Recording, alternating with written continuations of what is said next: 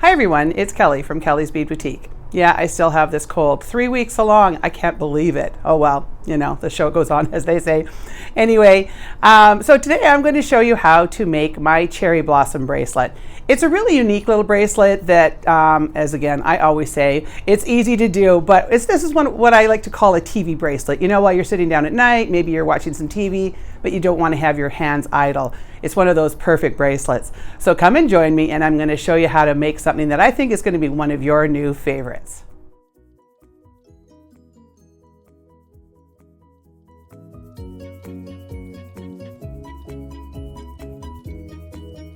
Okay, so today for our blossom bracelet, I only need a few ingredients. And one is a button. I have one with a shank today, but if you have one that doesn't have a shank, I'm sure it would work fine. I also have 4 meters of waxed linen. This is a 4-ply. You can use a 3-ply, either one, because we're using size 8 seed beads, and it'll go through that hole. So these are just some Mayuki Picasso seed beads that I have today, and I like these because they have a little bit of sort of a variation on the, or variegation, I'm not sure what they call it, on the color there, and it's really pretty. So I have a nice gray, and this is a beautiful red and gray Picasso. I love that one. So what you're going to do is you're going to take your 4 meters and you're going to cut it into 1 meter length. So you'll have actually 4 separate meters. And then I'm just going to run that through the shank of the button. So you just have to make sure that your shank can accommodate those 4 strands, or that your holes can accommodate that. So let me just trying to do this on camera, but it's a little bit of extra material here. So I'm just going to run that down to the center. Okay, so I have that now centered in the middle of my waxed linen cord. So now it looks like I have 8 pieces there. So now I'm just going to do a simple overhand knot.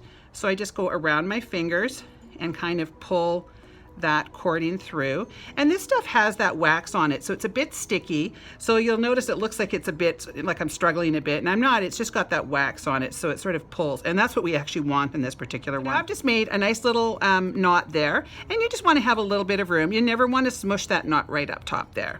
Okay, so now what I'm going to do is I'm going to just take 1 strand at a time.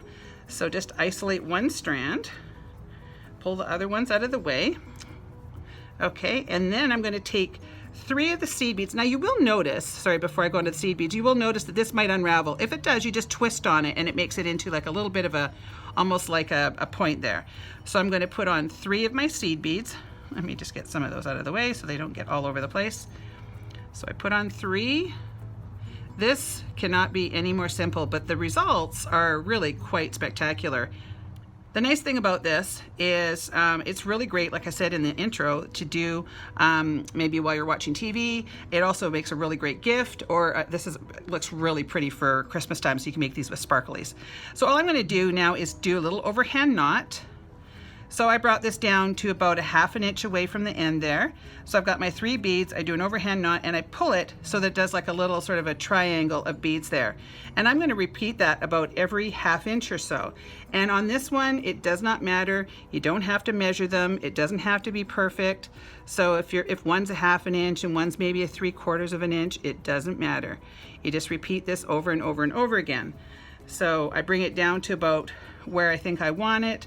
I wrap it around my finger, pop that through there to make a little knot, and then I sort of judge where I want it, and that's about where I put I always use my thumbnail as my little guide, and then I just pull this tight into my little triangle of beads and repeat that all the way down. So I'll do that another one of these.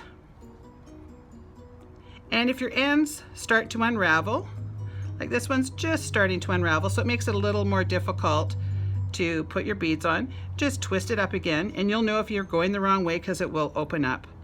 So that's the nice thing about the waxing on there, is that it will, you can twist it tight again. And your fingers will get a little gummy from the wax. It's a little strange, but it's a great product. So again, I find my little point where I want it, wrap around my fingers, sort of mark with my thumbnail, and bring that down and make my little triangle of beads. So you can see how that goes there.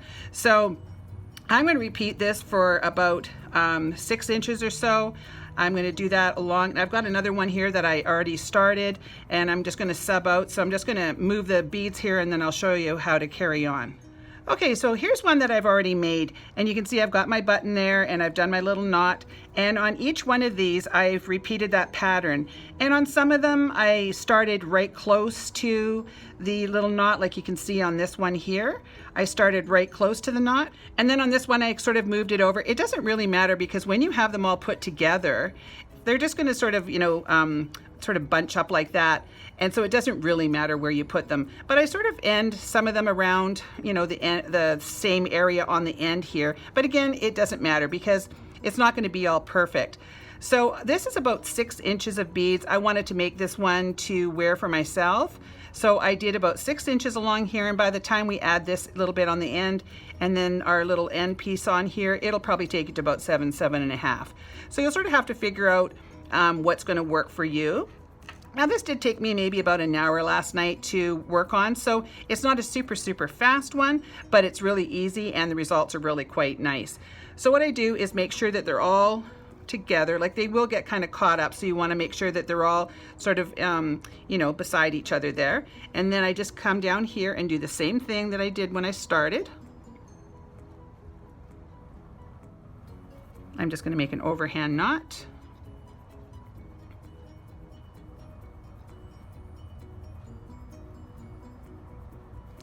And then I like to split those in half and kind of figure out where my button would go, and then I just sort of measure for my button. So I take my button and put it in there and go, okay, well that's going to work about there. So I know I need to make my button about that, or my buttonhole I should say, about that big. So I'm going to go around my finger and make a little knot.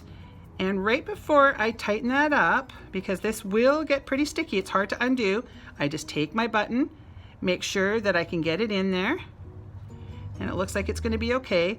So now I place my thumb where I want that to be, because that's really a good way of marking it, and then I pull tight. So now I'm just going to show you how I finish the ends for embellishment. Alrighty, so now I'm just going to show you how I finish the ends. So again, I'm just going to take one of my pieces of my waxed cording here, and I'm going to take one of my seed beads, and you can do this in any pattern that you like. You can put 1 on or 2 on or 3 on in a row. You can do it anything. It's your piece. So what I usually do is just pop 1 on and make a little knot. And again, there is absolutely no pattern to this. I just sort of stick them on until I'm happy, and then maybe I'll put on another one here, and maybe go to about here.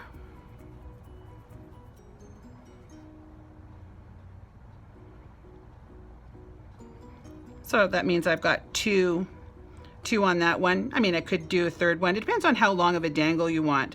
So then on this one, maybe I'll stagger that. So this is another piece. So maybe I want it to sort of fall in between those two.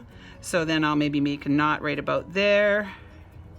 So again, there are no rules. You can make this little end piece look however you want. You don't even have to embellish it. You don't even have to embellish it if you don't want. You could just trim those ends off. So you can see, it's going to look kind of wispy and cute on the end. So I'm just going to keep adding a few beads on the end to finish this off, and then I'll show you what I do, and we'll be all done. So I'll be back in just a couple minutes here. All right, so you can see that I've finished my little embellishment, and I don't go too crazy on the end. I like to leave a little bit of length because I always like to have a little bit of dangle there. So again, I'm going to sort of pull it so that it's all nice and even, and then I'm just going to take a nice pair of sharp scissors and just trim that off. So this one is pretty much a toolless piece until you get to the end where you need your scissors. Again, if you don't want to have that much dangling off the bottom, you could just trim it maybe to there. So this is our Blossom Bracelet. I'll just try and do this up here and show you how cute this one looks. There we go. We sell a million of these in the store. Everybody loves it because even if you're a beginner and you've never made a piece of jewelry before, this is a perfect one. So there we go. That's our cute little Blossom Bracelet. I'll leave a link below for the ingredients that I used in this one and in the other one. Make sure you leave me a comment and tell me what color you think you're going to use today. Do you think you're going to use maybe the red Picasso or the blue Picasso, or maybe a completely different color? If you enjoyed this video, please make sure to give me a like and subscribe to my channel. channel, and please leave me a comment. I'd love to hear from everybody, and thank you so much to everybody that's been leaving all these great comments. I really love it, especially the people that say they want to meet me. I think that's really, really sweet, and it warms my heart a lot. So thank you so much for watching, and we'll see you on the next one.